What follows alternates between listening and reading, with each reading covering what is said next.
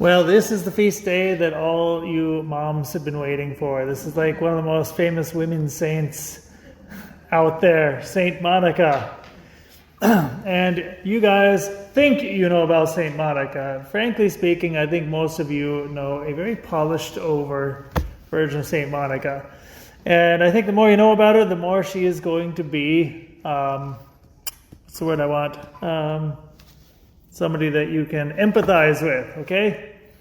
So Saint Monica, we know, was born in what would modern day be Algeria, northern coast of Africa. So during the time of St. Augustine in the Roman Empire, the famous rivals of Rome was the Carthaginian Empire, which was the northern coast of Africa, Libya, Algeria, probably Morocco.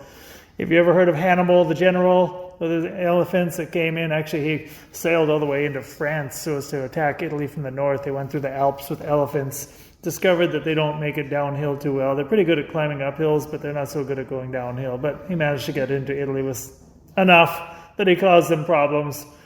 Okay, he was from Carthage. So by the time that St. Monica and Augustine was around, that was already part of the Roman Empire again. So she grew up in the northern coast of Africa, Roman Empire, and she would have been fairly well-to-do. Now, one thing a lot of people don't know about St. Monica, did you know she was an alcoholic? Most of you didn't know. One of you, okay, smart girl over here, she knows, okay. All the rest, just pretend you're not smart, okay? Yeah, so from a relatively young age, I'm guessing it must have been around the teenage years, she became an alcoholic. And the story was this. She used to be in charge of, like, they would send her up to the wine cellar to bring down wine, and she began just by taking little samples. And then little samples became medium-sized samples, became big samples, became frequent samples. And she never really broke that habit until one day, one of her own servants, who, obviously they must have been getting in a fight or something, but her own servant called her wine bibber. So I hadn't heard that term until today, but wine bibber. So basically, I guess bibbing as in, in Spanish, beber. So I guess it has to do with that. The idea was that, the servant knew she was hitting the bottle. And that shamed her so much that she was able to stop it cold turkey. She was ashamed, but first of all, humiliated by the servant, that her servant would talk to her that way. But also, I think more importantly, humiliated within herself because she realized it was true. So, lesson number one, Saint Monica was not perfect. Like a lot of us, she had her habitual sin that she had to wrestle with. In her case, this was something that seemed to be a vice that she was able to break with, but I guarantee you, nobody breaks alcoholism and just, it doesn't just go away, right? She obviously was able to kind of cold turkey and come to grips with it, but it would have always been an issue for her. I have no doubt. In the back of her mind, it was always there. So number one, these saints are not perfect. Number two is when somebody corrects you for something that you know that is wrong, most of us get defensive.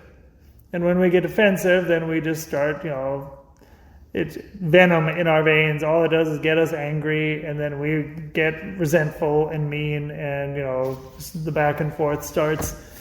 St. Monica was honest enough and humble enough when she got called out for something that she knew was wrong.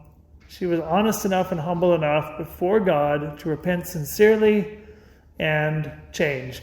And I think that's something that she must have passed on to her son later on, because we know that he more or less did the same thing.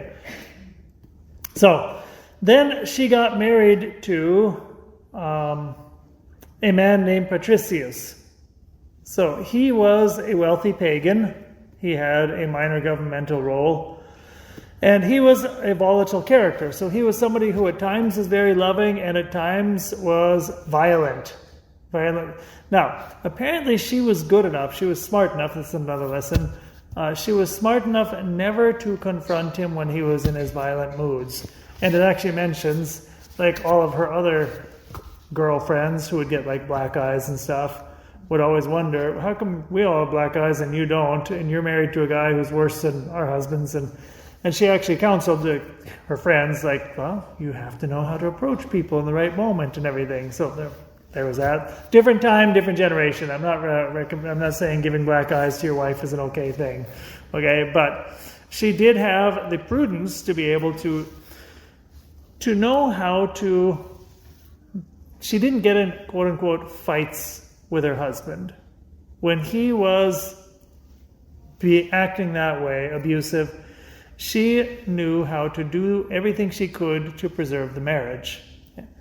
And the husband, why was he like that? Well, partially I'm sure it was just that he was wired to be a volatile person, but also I'm sure he had problems of conscience because he was unfaithful to her. I don't remember how many years, but for a couple of decades at least, he was philandering. Okay, so how we know, any number of us have gone through, or we know people where the husband can be, rough around the edges, and maybe there's marital infidelity, and nonetheless, she remained faithful. And she continued to love her husband, to pray for her husband, which would not have been easy if you've got somebody who is, treating you unjustly and having an affair on the side. That's not easy. She valued the sacrament of marriage. And she took very seriously those words, until death do us part. And even though it required a lot of sacrifice on her part, she continued to pray for him. She continued to treat him in a loving manner. And 1 year before he died, he got baptized. And she won him over for Christ. How beautiful is that? Now, I'm making all the men in the church look bad. Sometimes it's the other way around, by the way, just saying. It's not like only the men are the bad partner. Well, we're talking about Saint Monica, so understandably she was the good one in this case. But she won her husband's, presumably, eternal salvation by her lifelong humble perseverance, her love, her prayer, her sacrifice for her husband. As is the case frequently when you have one person who's practicing the faith and one person who is off philandering and doing things like that, the kids came out fairly wild, especially a genius by the name of Augustine. Now, St. Augustine is one of the, at least in a philosophical sense, one of the all-time geniuses of human history. So he's not just like, some smart guy who waxed poetic. He is considered on a philosophical scale among the giants. Until St. Thomas Aquinas came, he was the undisputed heavyweight champion of Catholic theology. Okay, then Aquinas came and many people superseded him. But even today, for example, if you open up the Catechism of the Catholic Church, who is the most quoted person in the Catechism? It's St. Augustine, for a reason. So, St. Augustine, how many mothers have had sons who have money, who are smart, probably smarter than you, at least they think they're smarter than you, and they're better at arguing than you are. And you know the truth, but nonetheless, he's too smart, and you can't do anything about it. Okay, this is what Monica was dealing with. And her son was off, living the life. He became a Manichaean, which was a heresy. And here's this woman who was deeply in love with God, and her son is not only, living a worldly lifestyle, but he actually becomes an active heretic. Well, that would be a tearjerker for her. Then he has a child out of wedlock, who, by the way, St. Augustine ended up saying in his Confessions that his child was even smarter than he was. His child died at the age of 12, I think, as a Deodatus. So a lot of us have experienced this, if not personally, people that we know. Our kids going off, running wild, leaving the faith behind, having kids out of wedlock. This is pretty typical parent stuff. And St. Monica is a great role model for all you parents out there who are undergoing that kind of thing. St. Augustine eventually takes off, goes to Italy, and she chases after him. He goes to Rome, she chases after him. He ditches her and goes to Milan, she chases after him. And finally, St. Augustine meets somebody who is kind of able to go toe-to-toe with him, a fellow by the name of St. Ambrose, doctor of the church. And he hears St. Ambrose preaching, and with all the things, obviously God, throughout St. Augustine's life, had been putting little touchstones in his life so he'd be ready to convert.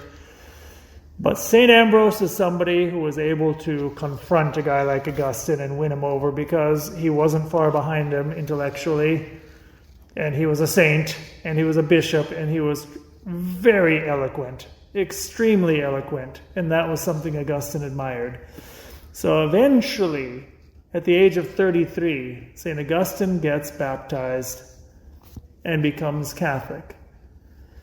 I don't recall if he got ordained a priest before or after his mom died, but she got to witness her son being Catholic for a couple of years. And then the famous story, they went down to Rome, they went to a city called Civitavecchia, which is suburbs of Rome.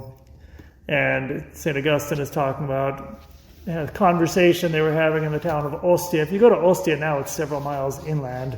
In the time of St. Augustine, it was actually on the water.